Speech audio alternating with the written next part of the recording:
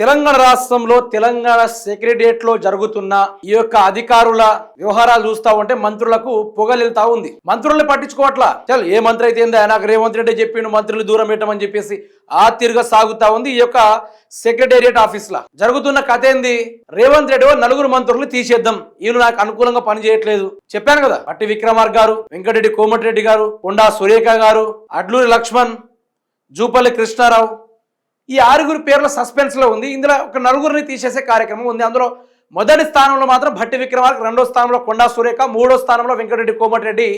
ఈ విధంగా ఉన్నట్టుగా కొంత అధికారిక ప్రచారాలు అయితే జరుగుతూ ఉన్నాయి. అయితే మీకు ప్రధానంగా తెలుసుకోవాల్సింది ఏంది మిత్రులారా అంటే, ఈ తెలంగాణ రాష్ట్రంలో రేవంత్ రెడ్డి ప్రజల గురించి పరిపాలించడం బంద్ పెట్టిండు. మంత్రులు అయితే ఇక అంతే హూస్ పటాక్ అన్నట్టుగా వాళ్ళు మంత్రులు అయితే దిక్కు హైదరాబాద్ లోనే ఉంటుర్రు.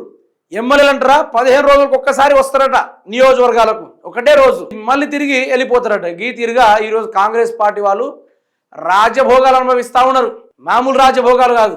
అయితే మీరే చూడండి, మంత్రులు అయితే మాకేంటి, అమాత్యుల మాట వినని సెక్రటరీలు, నోటి మాట పేడ చెవిన రాత్రని పెండింగ్ లో, పదే పదే అడిగితేనే ఫైల్స్ క్లియర్, లేదంటే కొర్రీలు. తమకు కావాల్సిన ఫైల్స్ మాత్రం క్షణాల్లో క్లియరెన్స్. మినిస్టర్ల పేసీలకు ఫోన్లు మండిపడుతున్న మంత్రులు.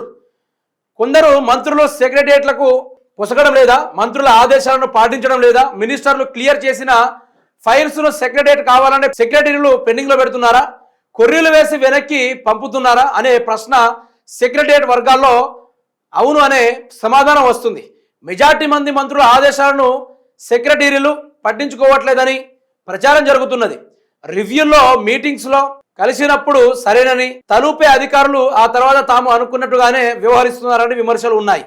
దీంతో విసిగిపోయిన మంత్రులు తమ సెక్రటరీలను మార్చాలని నేరుగా సీఎంకు ఫిర్యాదు చేసినట్టు తెలుస్తున్నది. నిజం చెప్పాలంటే వీళ్ళపైన, ఈ సెక్రటరీల పైన ఎవరున్నారు, గౌరవ ముఖ్యమంత్రి రేవంత్ రెడ్డి గారే ఉన్నారు.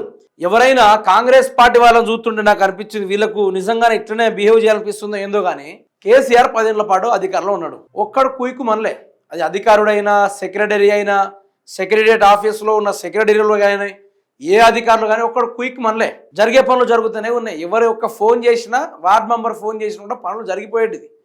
ఆ తీరుగా ఉండే సిస్టాన్ని రేవంత్ రెడ్డి ఈరోజు మంత్రి అయి ఉండి సెక్రటరియట్ ఆఫీసులో సెక్రటరీకి చెప్పినా కూడా వింటలేడంటే అర్థం చేసుకోండి. రేవంత్ రెడ్డి ఒక్కొక్క మంత్రులకు లైన్ గీసి పెట్టాడు, వీళ్ళు పని చేయమంటేనే చేయాలి. ఒక మంత్రి అయి ఉండి రేవంత్ రెడ్డికి ఫిర్యాదు చేయడం ఏంది ఒక సెక్రటరీ మీద? మీరు ఒక్కటి ఆలోచన చేయండి. సెక్రటరీ పరిస్థితి ఎక్కడ? ఇంత సెక్రటరీ, మినిస్టర్ ఇంత పెద్ద మనిషి చెప్పినా కూడా సెక్రటరీ ఇంటలేడట. దాంతో మంత్రి కలిసి ఏం చేసాడు, రేవంత్ రెడ్డి కంప్లైంట్ ఇచ్చాడు, ఫలానా మనిషి పని చేయట్లేదని చెప్పేసి. ఇక్కడ మీకు తెలవాల్సింది ఏంటంటే, కొంత మీడియాలో రేవంత్ రెడ్డి మధ్యలో వరుస బట్టి సీరియల్ వేసినట్టు వేయించాడు. ఒక్కొక్క మంత్రిగా భాగవతాల గురించి కానీ, మంత్రుల గురించి కానీ, ఒక్కొక్కరిని ఎట్లా క్లోజ్ చేసుకుంటూ రావాలి. ఏబిఎన్ రోతరాతల పత్రికతోటి వారు చేసిన ప్రయత్నాల్ని మనం చూసాం. వాళ్ళు ఏ విధమైన ప్రభుత్వ పెద్దల యొక్క ఇమేజ్ని డ్యామేజ్ చేసుకుంటూ చూసాం. ఇవన్నీ జరుగుతున్న సందర్భంలో, తరుణంలో మీకు ఖచ్చితంగా తెలవాల్సింది ఏంటంటే, ప్రభుత్వ పెద్దలకు కానీ, ప్రభుత్వానికి కానీ ఈరోజు ఒక క్లియరెన్స్ రావాలన్నా కూడా ఈరోజు వీళ్ళు కరెక్ట్ లేరు. వీళ్ళ దాంట్లో వీళ్ళకే పొంతనాలు లేవు. వీళ్ళను కొందరు మంత్రులను కూడా బిక్కేసి ఈ రేవంత్ రెడ్డి అలాగ వేమి నరేంద్ర రెడ్డి అన్నట్టు ఉండే, అతను ఈరోజు సలహాదారుడు అయిపోయిండు, రాజ్యసభ పదవి కొట్టేసిండు. అట్లా రేవంత్ రెడ్డికి సంబంధించిన ఇంకో 10 మంది ఉన్నారు. ఆ 10 మందిలో 4గురికి మంత్రి పదవి ఇవ్వాలన్నట్టుగా రేవంత్ రెడ్డి ప్రయత్నాలు చేస్తూ ఉన్నాడు. ఆయనకు అనుకూలంగా ఉండేటోళ్ళు, తానా అంటే తందానా అనే బ్యాచ్ నాకు కావాలి, తానా అంటే తన్ను ధర్ముతానేటోళ్ళు నాకు వద్దు, తానా అంటే తందానా అనేటట్టే వాళ్ళు ఉండాలని చెప్పేసి ఈయన మాట్లాడుతూ ఉన్నాడు. సో జరుగుతున్న కథ అయితే ఇది.